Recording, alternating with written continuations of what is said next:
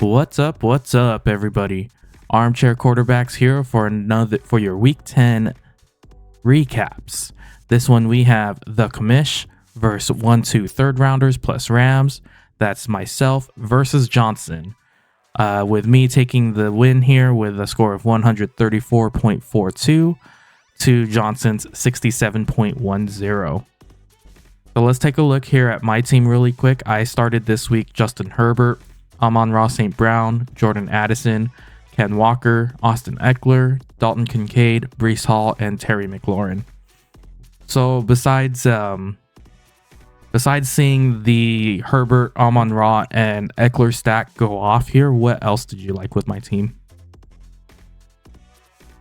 Dalton Kincaid was pretty solid. I think you ended up texting the group earlier about Kincaid, or he texted me. That was a pretty big one right there. Mm-hmm. Your boy Ken Walker, for all the freaking out you were doing, he gets it there with 20 fantasy points. Let's see, how many receptions? So he had one. He had one reception for 64 yards in the TD. So that pretty much saved his fantasy stat right there. That saved his fantasy because you have 6, 8 points, 8.5, 9, plus the 6. That was a 15-point play right there. So yep. Yeah, if you didn't have that, you would have had 6 points or whatever. Mm-hmm. Yeah, okay. So that one's not bad. Addison, I thought that Minnesota was going to struggle against New Orleans just because how good their defense is, but man, Derek Carr looks bad, and then he got injured in that game. So yeah, New Orleans looked like they just kind of imploded on themselves in that game. Yeah, and I've never been a Derek Carr hater. I know a lot of people. There's a lot of Derek Carr haters out there. I thought he was, if he was able to make Josh McDaniels' offense look decent and the Raiders, and even before that with the Antonio Brown situation and the John Gruden, all that jazz, just all that drama. But for whatever reason, he's not really connecting in New Orleans. Yeah. So we'll see. Apparently they said that he's still going to be the starter, not Jameis Winston. So, but I thought I didn't think Addison was going to have like a huge game. No, same. Yeah, this is about what I expected from Addison. The funny one was Breece Hall, because I texted you and you texted all late, and I was like, all right, no trade there. And I was expecting Breece Hall to go off against Vegas, and for whatever reason he didn't, and you can't even say it was because Zach Wilson, necessarily looked that bad. Well, the thing with Breece Hall that I've noticed and saw, first of all, I saw your text. I was at work, and then I got super busy, and then I just completely forgot to reply to it. And then I saw it again. It was like 2 days later or whatever, and I was like, oh shoot, I didn't even do anything with that.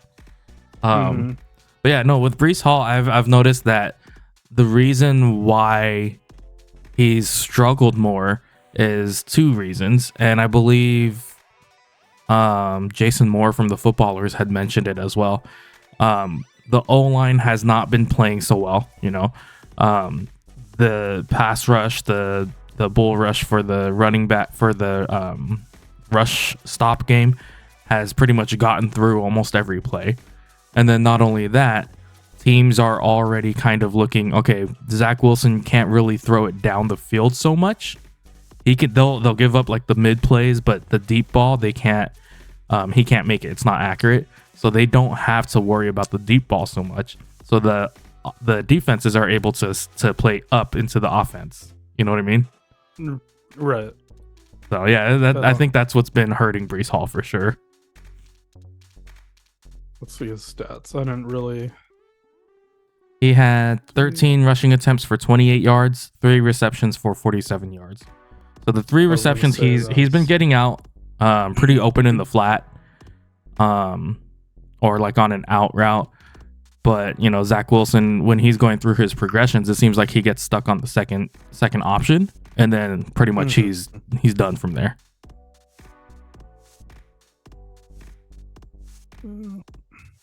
Yeah, not bad. Looks like it's really weird too because you would think that they would be giving him a lot more rushing attempts, especially down the stretch here, but Yeah.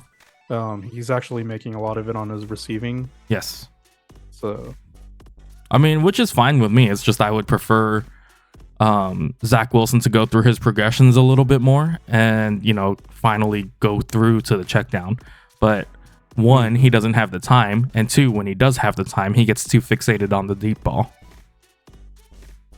So, I mean, that's really the only issue with Breece Hall. I think once they can figure that out, either pretty much changing up the quarterback or Zach Wilson gets better in the deep ball, it'll open it up for Breece Hall. That's for sure.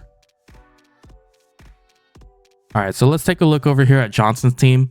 So we talked about Derek Carr kind of, not having the greatest connection here in New Orleans. And I think that's an issue because with Chris Olave too. I think it was the footballers. They had mentioned, it was either the footballers or the CBS crew that they had mentioned Derek Carr, he favors more so, I think what's his name, Rashid Shaheed, for the deep ball. But obviously Chris Olave, he's the better player. He's got the more talent. But, it's one of those things where if your quarterback favors a specific player, but that player doesn't have the talent, he's still the player's not going to get on the field. Yeah. I would say here for Derek Carr, if I was Johnson, I'd be looking for a replacement for him. Even something like Baker Mayfield, he's tossing it to Rachaad White. Johnson here has Godwin, so he could go with that stack right there. Yep. Johnson, if you want CJ Stroud, we can make another trade. You could pair that up with Tank Dell because they are looking like they just want to pass. So yeah. So looking at the rest of Johnson's team, he also started Garrett Wilson, DeAndre Hopkins, Antonio Gibson, Travis Etienne, Gerald Everett, Chris Godwin, and Tank Dell. So how did you feel about DeAndre Hopkins and the Will Levis connection in this game? Honestly, I didn't watch a lot of Red Zone, so looking at that, I was expecting it to be better, especially with the past couple games that we've seen with Levis and Hopkins. So I was surprised that he didn't even have just a decent game, Yeah. Only 3 receptions for 27 is kind of that's not even getting it there. Usually Right. You want to see, I would say 6 or 7 receptions, get to maybe 75 yards, get it to around 10 points, without a touchdown, and you look like that was decent, not great, but that's not going to sink your week. So for that one there, that was kind of, everyone was okay. Hopkins is back in play, and then they get this dud right here.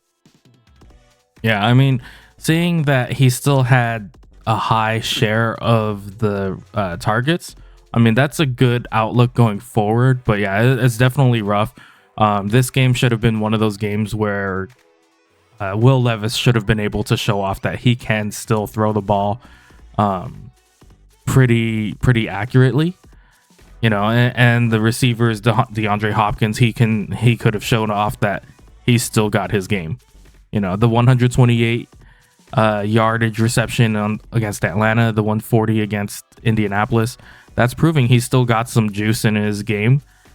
And this should have been one of those games to say, okay, he's still got it, but it didn't happen. Let's see who else here. Antonio Gibson was a surprise to me. Did you see any of that game at all? I think I saw the touchdown. I mean, realistically, he got saved by the touchdown. Oh yeah, for sure. He got saved by the one. It's 42 receiving yards. He got. Let's see. Was it all on one? No. I mean, he was basically saved by the touchdown, the receiving work more than anything. But he has been used in the receiving versus Brian Robinson. It was interesting. Even Brian Robinson got a couple passes too. I think one of them was one of them his touchdown, or I believe so. But yeah, so I mean, It's surprising because just how quiet he's been compared to Robinson. Even during the draft, I kind of wanted Robinson. I mean, I'm looking here at Robinson's tallies now: 27. He had 8 rushes, 38, but he had 6 receptions for 119 and a receiving touchdown, 2 at 40 yards. So I mean, even still, Gibson kind of just got lucky there with game script, right? Because Brian Robinson, was the one. I mean, if he's getting even the receiving work, they've kind of shifted away from Gibson. So Gibson was almost a drop candidate, but yeah, Johnson's it's interesting that the targets was pretty much split 50-50, 6 targets for both players. It's just Robinson was obviously more efficient with it. Moving on here to Etienne. Kind of expected a quiet game from Jacksonville against San Fran, especially with that vaunted defense. So nothing surprising here. Looking at Gerald Everett, he got injured, and I believe he was out of that game too, right? He got kicked out of that game. I think so, yeah. So it makes sense that he didn't score anything here. Let's see. Godwin, not bad. A little bit more on that, maybe say 25 more yards, a couple more receptions, that'd be decent. And then, like I mentioned earlier, Houston would tanked out here.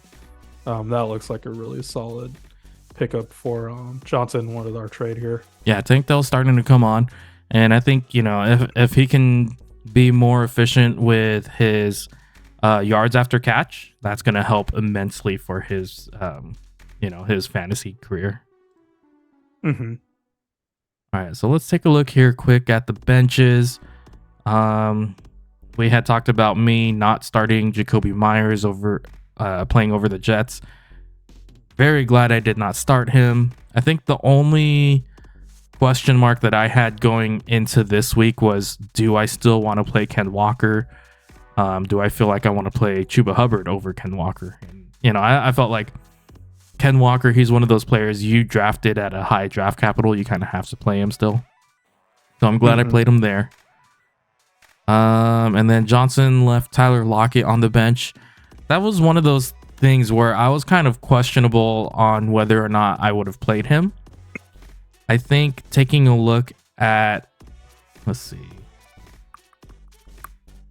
Yeah, that's pretty rough. There wasn't really anybody you could have switched him out with because you needed another running back to kind of fill your void there. Yeah, there's no way. Yeah.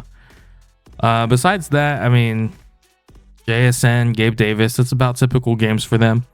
Gabe Davis did get a 2-point conversion here in the game tonight, but he only had 2 receptions and 6 targets. So, he's kind of back to the up and down. Or, well, he never even left the up and down. Yeah, at this point, I think Johnson was hurt more than anything just by having a bye week. So yeah, definitely. Once he gets AJ Brown back, Raheem Mostert back, he'll be fine. All right, but that'll be it for this next week. Good luck. That'll be it for this week 10 recap here. And good luck to you next week, Johnson. Hopefully you're facing Shawn here. Hopefully you get the win. I would love to see that. All right, we'll catch you guys in the next one. Peace out.